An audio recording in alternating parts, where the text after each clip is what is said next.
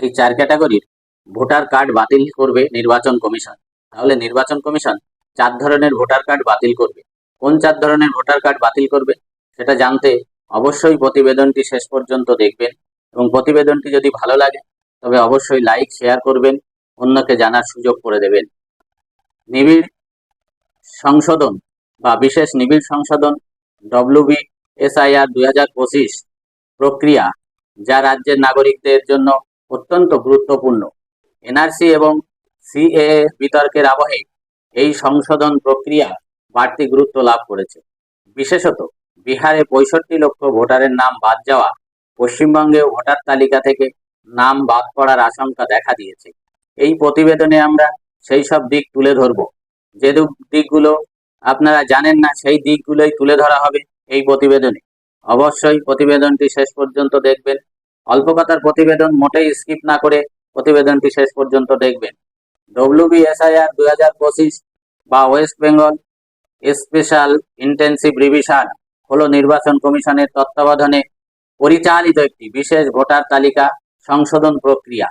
তাহলে এসআইআর প্রক্রিয়ার প্রধান উদ্দেশ্য কি? এই প্রক্রিয়ার উদ্দেশ্য হলো মৃত বা অস্তিত্বহীন ভোটারের নাম তালিকা থেকে বাদ দেওয়া। 2, একই ব্যক্তির একাধিকবার নাম থাকলে তা শনাক্ত করে সংশোধন করা। 3, ভোটারদের ঠিকানা বা পরিচয় সংক্রান্ত ভুল তথ্য সংশোধন করা। তাহলে এই প্রক্রিয়া শুধু নামই বাদ দেয় না, এই প্রক্রিয়ার মাধ্যমে ভুল সংশোধন করা এবং পরিচয় ভুল থাকলে সেটা সংশোধন করা, ঠিকানা ভুল থাকলে সেটা সংশোধন করে। আর কি করে? যোগ্য নতুন ভোটারদের অন্তর্ভুক্ত করে। এই প্রক্রিয়া যারা নতুন ভোটার হবে এবং যোগ্য, ভোট হওয়ার যোগ্য প্রকৃত ভারতবাসী, তাদের নতুন ভোটার হিসাবে অন্তর্ভুক্ত করা হয়। এই প্রক্রিয়াটি ভোটার তালিকা নির্ভুল ও আপডেট করতে সাহায্য করে। কারা বাদ পড়তে পারে? কারা বাদ পড়তে পারে? এবার সেই বাদ পড়ার গল্প। কারা বাদ পড়বে? বিহারের পূর্ব অভিজ্ঞতা থেকে দেখা গেছে কিছু নির্দিষ্ট ক্যাটাগরির ব্যক্তির নাম ভোটার তালিকা থেকে বাদ পড়তে পারে। এদের মধ্যে রয়েছে যেমন মৃত ভোটার। এদের মধ্যে 1 নম্বরে আছে মৃত ভোটার। 2তে আছে একই ভোটারের নাম একাধিকবার তালিকায় থাকলে। একই ভোটারের নাম বিভিন্ন জায়গায় আছে, আপনারা ইতিমধ্যে জেনেছেন। 3, যারা অন্য রাজ্যের বাসিন্দা। যারা অন্য রাজ্যের বাসিন্দা, যারা সেখানে ভোট আছে আবার এখানেও ভোট আছে তাদের। আর 4 নম্বর, যাদের বৈধ ঠিকানা বা পরিচয়পত্র নেই। যাদের বৈধ ঠিকানা বা পরিচয়পত্র নেই তাদের নাম বাদ যাবে। এখানে মনে রাখতে হবে, যদি আপনার জন্ম তারিখ সঠিকভাবে জানা না থাকে তাহলে অবশ্যই স্কুলের নথি বা অভিভাবকের পরিচয়পত্র ব্যবহার করা যেতে পারে। তাহলে এই যে নতুন ভোটার, বৈধ নতুন ভোটার যারা হবে তারা কিভাবে আবেদন করবে?